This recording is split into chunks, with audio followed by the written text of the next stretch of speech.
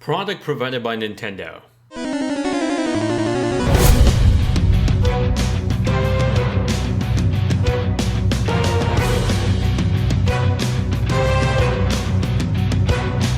Playing these games as a 22-year-old, I'm engulfed by the feelings of innocence and adventure, the same feelings that caught my imagination when I first started playing Pokemon in the mid-90s.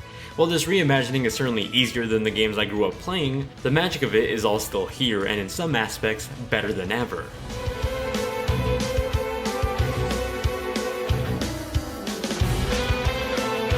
Pokemon Let's Go Pikachu and Eevee are reimaginings of Pokemon Red, Blue, and Yellow. Like those games before it, you'll be starting off on a brand new adventure in the Kanto region, following a similar setup as the journey Red followed in 1996. Make no mistake though, you're a new trainer in the Kanto region along with a brand new rival who's much more friendlier than Gary Oak. Don't worry though, you'll still see plenty of familiar faces from the world of Pokemon here, with an abundance of cameos for those that played through Red or Blue or just watched the anime. You'll still take on the 8 gym leaders of the Kanto region to eventually tackle the Elite Four. That premise hasn't changed, but what has changed is the presentation level. Cinematic cutscenes paint classic moments in a new light that even as an old man trainer myself, it brought some joy to my heart. For those that grew up playing Pokemon on the Game Boy, you'll feel right at home here with this take on the story. For those just getting into the series, young or old, it's a fantastic introduction to the world of Pokemon, especially if Pokemon Go has been your only experience so far.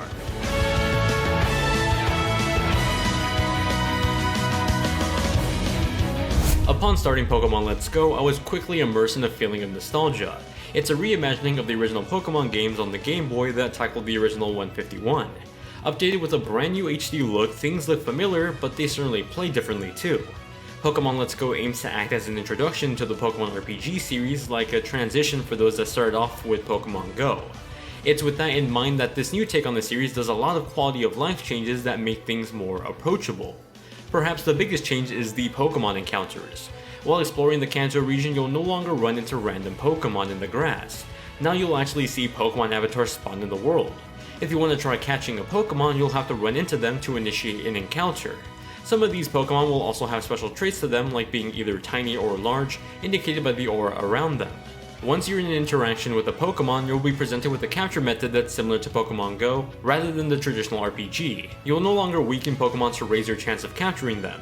Instead, you use berries and throw Pokeballs at them with either the motion or physical controls. The experience is oddly relaxing for me. While the difficulty curve has certainly went down in comparison to the originals, there's something oddly therapeutic about just laying back and trying to capture Pokemon. In fact, being able to just see which Pokemon would spawn got me actually to complete the Pokédex. While I've completed the Pokédex before in other games, I've never felt this motivated to complete it since day one. For those that missed the original Pokemon battle system, don't worry, it's still here. Those battles now take place with trainer battles. Whether you're battling on the route to a city, a gym leader, or the Elite Four, that traditional system is still here. The major difference with those battles is that they're much more simple. There's a bigger emphasis on Pokemon types, and thus a Thunderbolt from a lower level electric type may be an easy defeat for a higher level water type. This ends up making a lot of the campaign feel easy for veteran players. Luckily, some post-game challenges help make up for it. Other changes to the gameplay revolve around your new Pokemon partner. You'll either have a Pikachu or an Eevee as your partner depending on which version of the game you buy. You can think of them as your starter Pokemon, and you can play with them to strengthen your bond, unlock new moves, and essentially have the same relationship you'd see Ash and Pikachu have in the anime. As a veteran player myself, I found it all really cute and endearing. Using the optional Pokemon Plus controller, you can take your partner or any other Pokemon you've captured with you on walks to further increase their XP. It even works as a Pokemon Go Plus accessory if you're still playing Pokemon Go. Now back onto the partner Pokemon, while you don't have to have them with you in your party at all times, they essentially are a big role for the game. They replace HMs and use secret techniques to replace features like Cut. There's a lot of changes like that throughout the game, and all with good intention, though some of them are badly executed. The one that stands out to me the most is having your PC box with you at all times. You can switch out Pokemon in your party and box pretty much anywhere you can press start on the menu, but the UI interface is a bit cumbersome to say the least. The last feature I want to touch on is a new co-op option. When connecting more than one controller to your console, you and your partner can catch and double battle Pokemon. While I personally didn't really find it all that useful, I think it's something great for families. For parents out there that take their kids to play Pokemon Go with them, this is perfect for you. The co-op option that lets two players take on battles or even try capturing Pokemon together is tailor-made for you. The parent veteran player can take on the driving seat while the child can learn the ropes as player 2. I know from my own experience that Pokemon Go can be used for bonding with your kids or just your family, and it only continues with Pokemon Let's Go.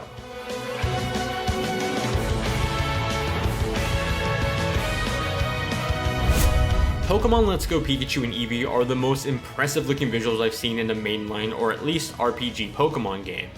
These new entries continue the chibi art style that the 3DS had, and in fact, I think it's using the same game engine. However, just about everything has been bumped up in resolution with some great attention to detail in the artwork.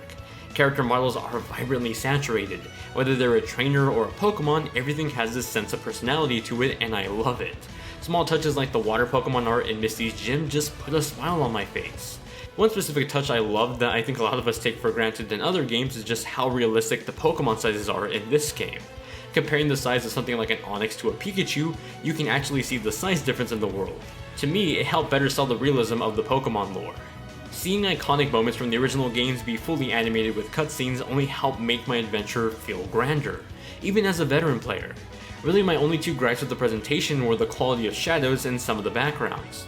Shadow quality just sort of sticks out like a sore thumb. It's blurry, there's really weird motion blur with it when you walk past it around the world, and it's just sort of a blemish on the game's artwork.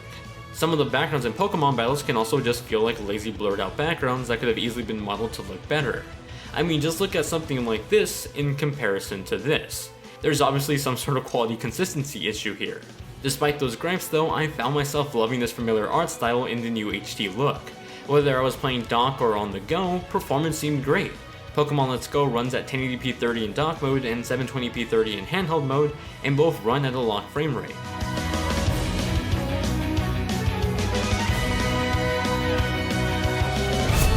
The reorchestrated music tracks for the Kanto region are nothing short of magical.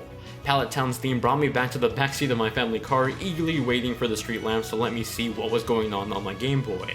The new Lavender Town theme serenaded me into memories of playing in bed right before bedtime. Everything was spectacular. The same can be said with the sound design choices. The distinct calls of every Pokemon feel much more unique and impactful, in part to playing with the Pokeball Plus accessory.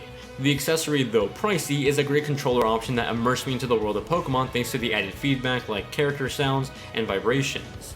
That attention to detail is translated over to the environment too. For once, climbing a ladder in the game actually sounds like a ladder. The game goes as far as to change the step sounds for different terrains.